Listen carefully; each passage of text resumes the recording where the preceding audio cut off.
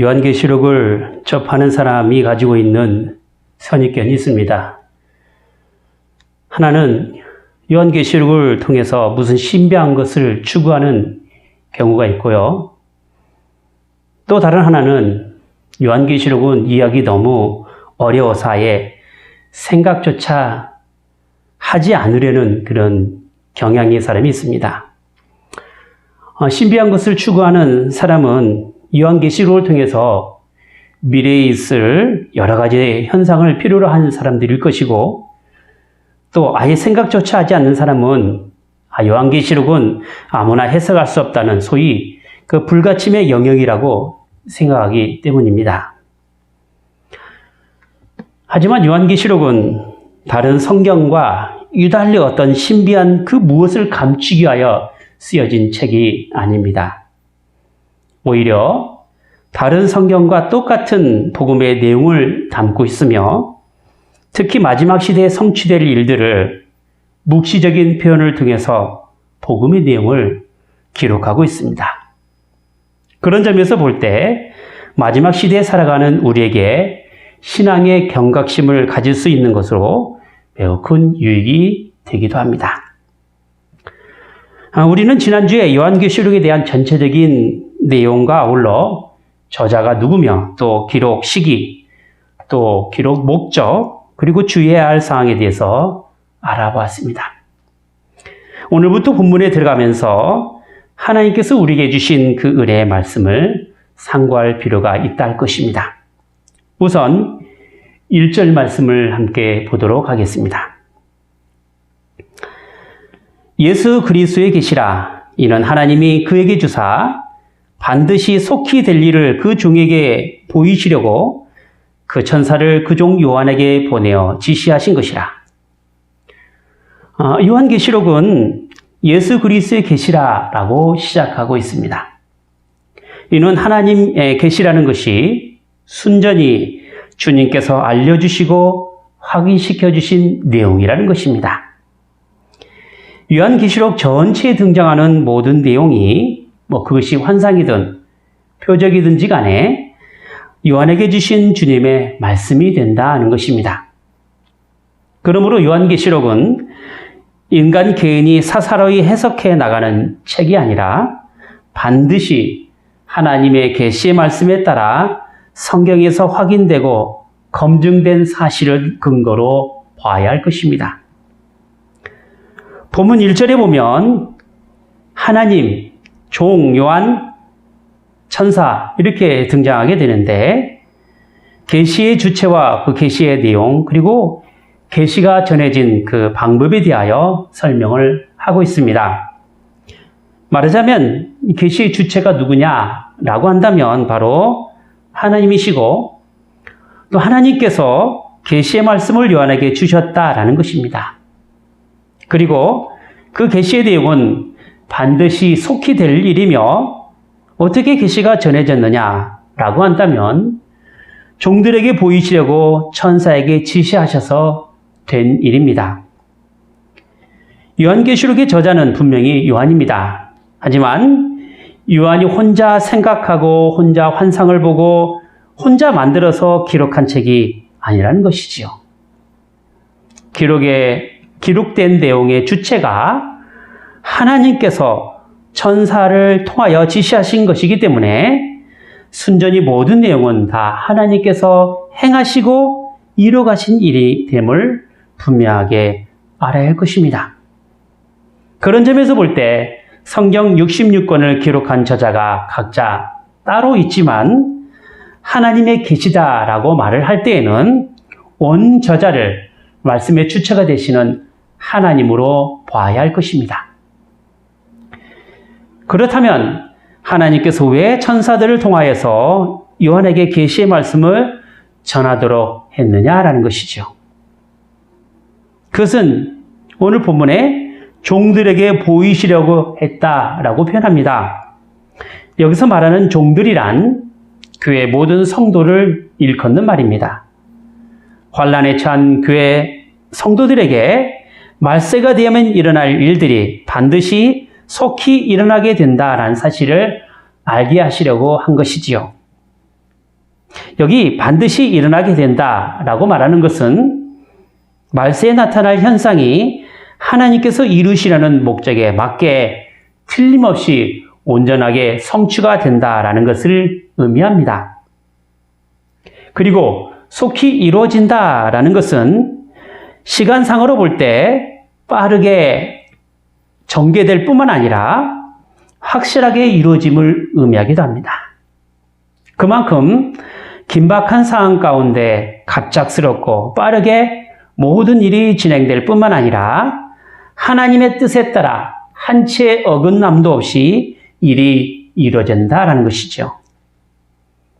하나님께서는 이러한 계시의 내용을 종들인 교회가 시급하게 읽고 듣고 지켜야 할 것임을 밝히고 있는 것입니다. 그런데 이렇게 교회 성도들에게 시급하게 전해야 할 종을 부르시고 그에게 막중한 책임을 주신 것은 그를 통하여 예수 그리스도를 증거하도록 함에 있는 것입니다. 2절 말씀을 함께 보겠습니다. 요한은 하나님의 말씀과 예수 그리스도의 증거 곧 자기의 본 것을 다 증거하였느니라. 하나님의 말씀은 교회 일꾼들을 통하여서 인간의 언어로 그 말씀을 증거하도록 하셨습니다. 그런 점에서 요한이 계시의 말씀을 옮기는 종으로서 그 임무를 맡아 그 일을 충실하게 감당했던 것은 오직 그리스도를 증거하는 일에 있다라고 말할 수 있는 것입니다. 그리고 그 증거란 무엇이냐? 자신이 밤모섬에서 환상 가운데 본 것이지요. 즉 요한이 환상 가운데 본 것은 그것이 앞으로 일어날 예언의 일이든 곧 여러 가지 상징이든 간에 그것이 곧 하나님의 말씀이고 예수 그리스도를 증거하는 것에 있다 할 것입니다.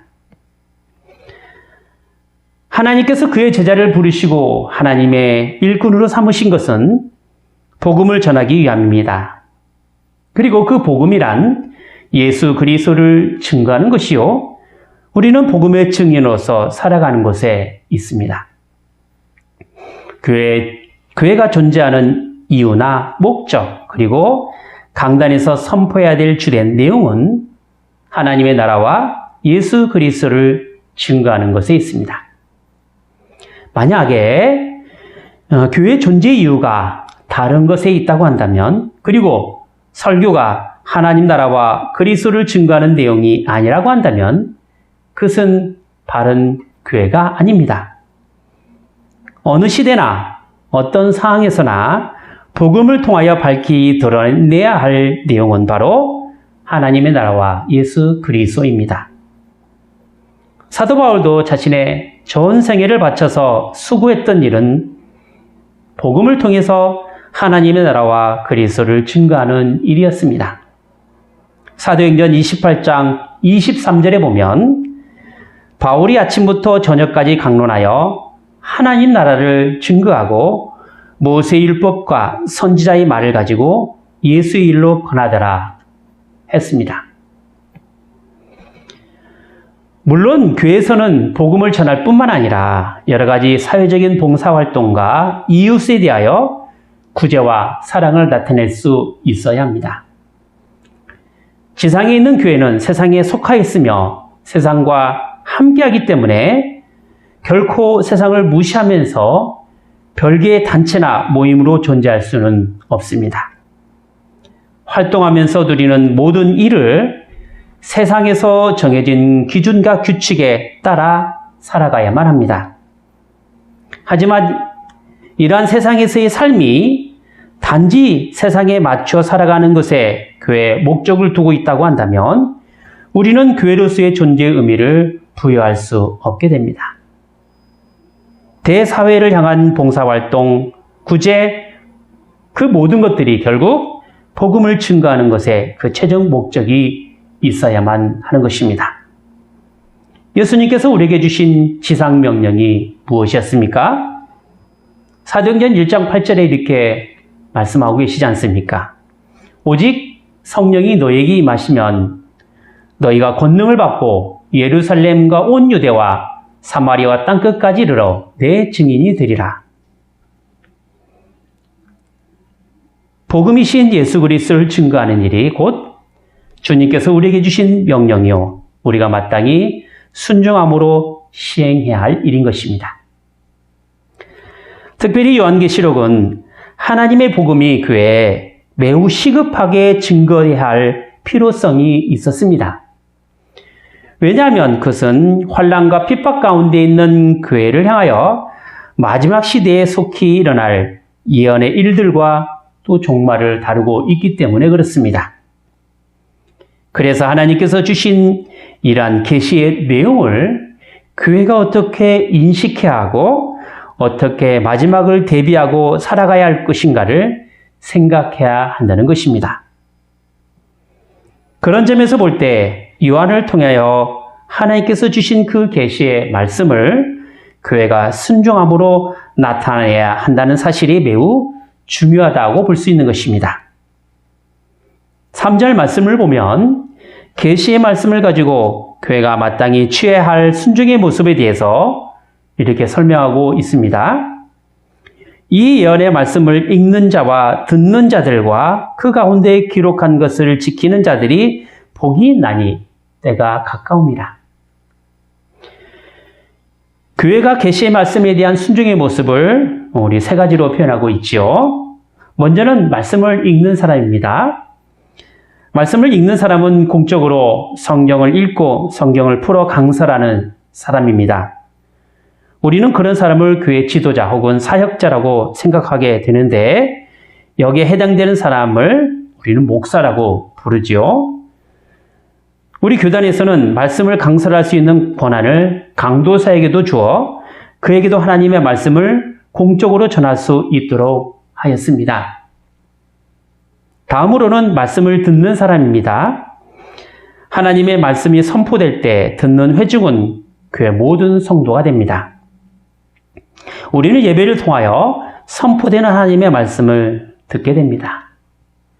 로마서 10장 17절에 기록한 대로 믿음은 들음에서 나며 들음은 그리스도의 말씀으로 말미암았느니라 했듯이 듣지 않고서는 도무지 말씀에 대한 은혜를 누릴 수 없고 또 믿음이 생길 수가 없습니다.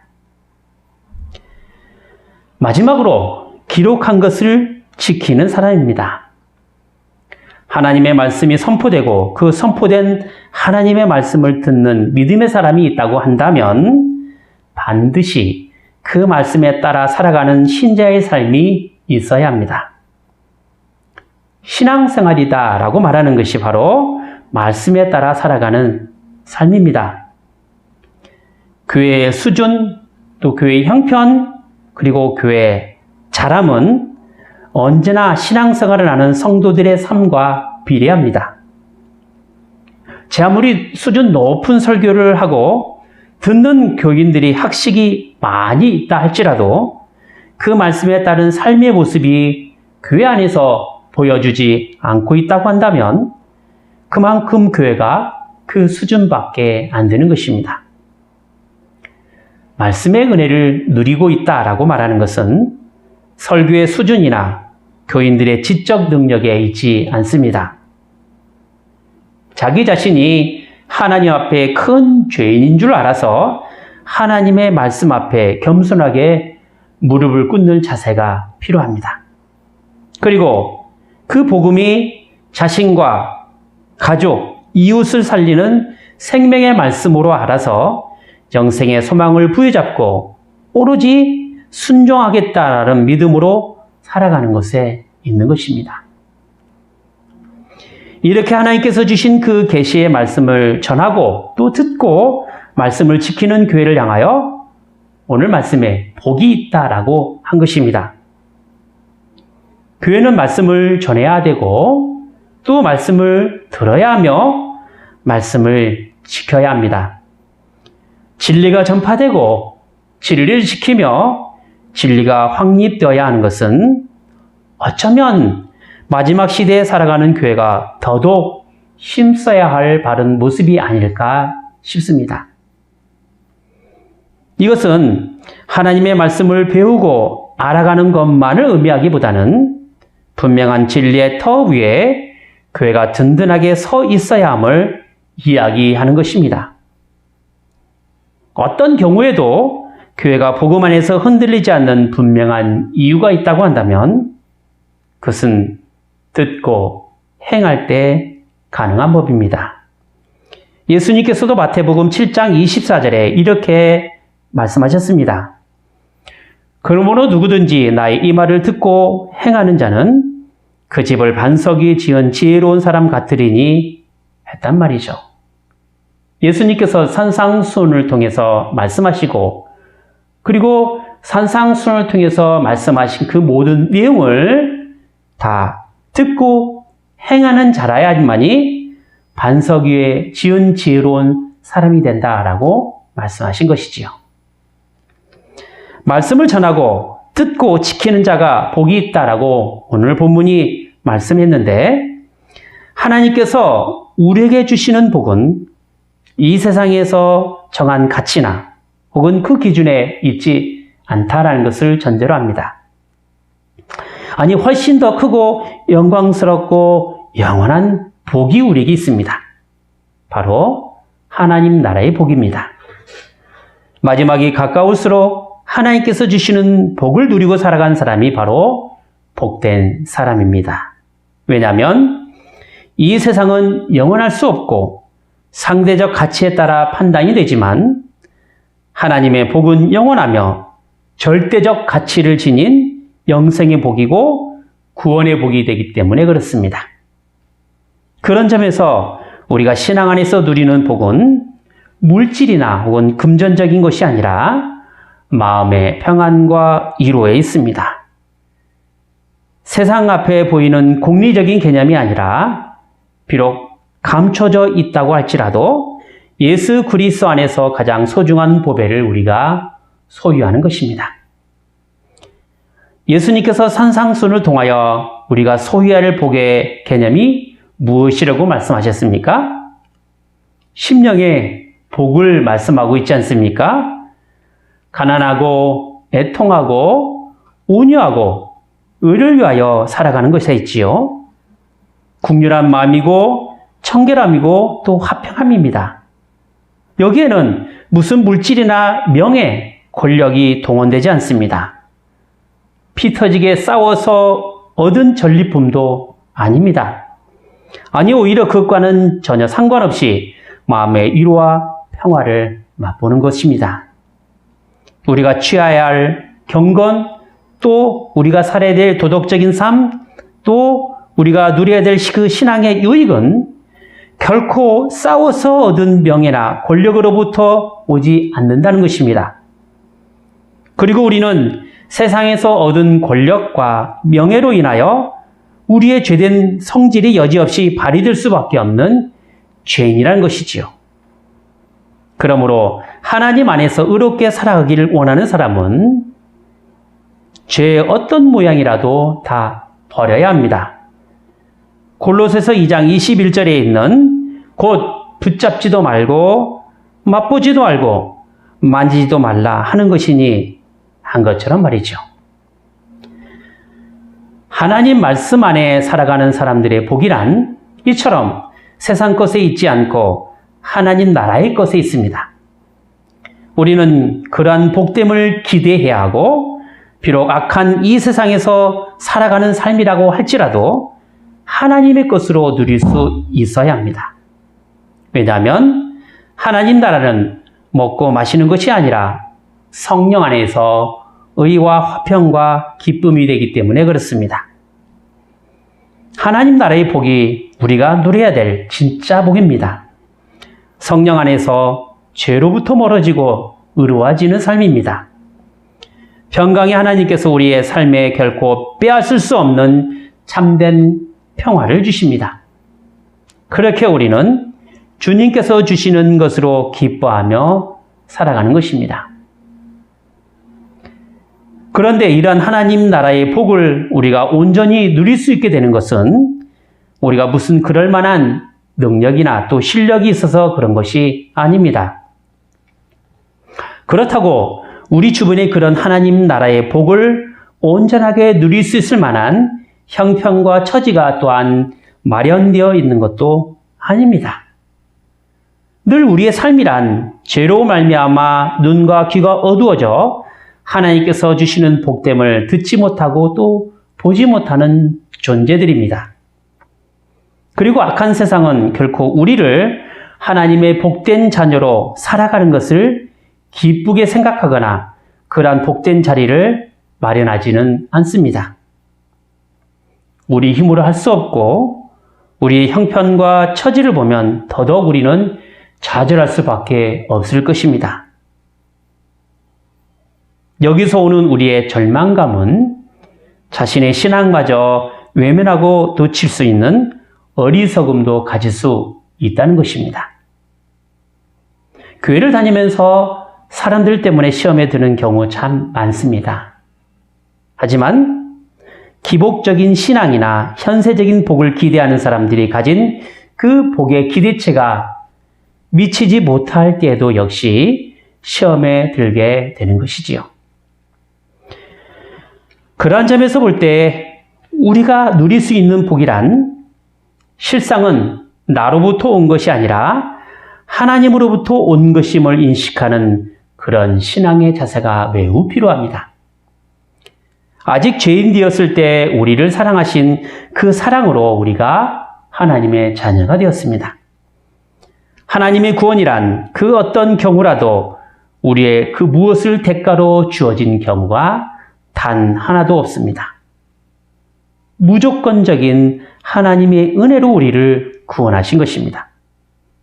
원인도 하나님의 사랑이시고 결과도 하나님의 사랑으로 말미암습니다. 우리를 이곳까지 교회로 부르신 것은 우리의 연약함과 우리의 부족함과 우리의 미련함을 통하여 우리를 육체에 따라 부르신 것이 아님을 확인시켜 주심에 있는 것입니다. 우리가 이것을 자꾸 잊어버리게 되면 늘 내 열심과 내 수고와 나의 애씀이 동반되어 복을 바라게 되고 그렇게 되니까 자꾸 하나님의 복을 어떤 대가성으로 인식하게 되는 것입니다. 요한계시록이 기록되어 성도들에게 알게 하신 것은 마지막 때에 나타날 하나님의 심판에서 믿는 사람들에게 승리가 보장된다라는 사실을 여러 교회를 통하여 확인시킴에 있습니다. 이는 마지막에 있을 여러 징조가 바로 하나님께서 택하신 자녀들을 구원하시고 끝내 하나님 나라로 들어가게 하시려는 하나님의 일하심으로 이루어진 일들입니다. 그러니까 우리가 무엇을 어떻게 노력하고 또 열심을 내서 이 세상의 마지막을 승리로 이끌어가게 된 것이 아니라 순전히 하나님께서 내신 결과다라는 것입니다. 이것을 말세에 사는 성도들이 요한을 통하여서 환상 가운데 보여준 그 계시를 우리가 믿는 것이고 그 믿음으로 살아가는 사람들이 복이 있다라고 말한 것입니다. 그런 점에서 우리의 믿음은 하나님께서 이뤄 놓으시고 보여주시고 또 확인시켜 주신 여러 복음의 사실들을 믿음으로 반응하고 무한한 신뢰를 보내며 살아가는 것이 있습니다. 그런 점에서 내가 무엇을 해보겠다라고 하는 것은 믿음이 아닙니다. 이미 하나님께서 이뤄 놓으신 일들에 대한 우리의 반응과 신뢰가 바로 믿음입니다.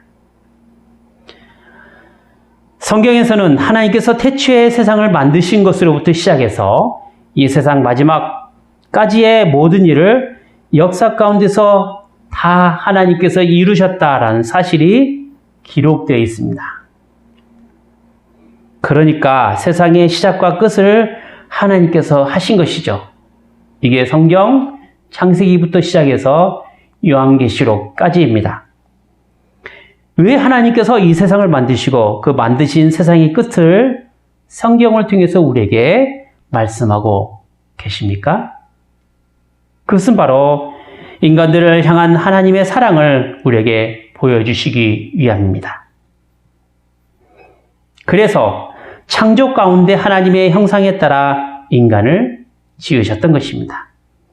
그리고 비록 죄를 지었지만 하나님의 구원을 나타내시려고 인간들과 맺은 그 언약을 통해서 약속의 실체이신 예수 그리스도 안에서 구원을 완성시킨 것입니다. 아담으로부터 시작된 하나님의 구원의 역사가 오고 오는 믿음의 후손들을 통해서 약속으로 지켜가시다가 이것이 이 세상 마지막 날에 온전하게 이루어지게 된 것입니다. 바로 요한계시록에 나타난 여러 사실들을 통해서 말입니다. 기도하겠습니다.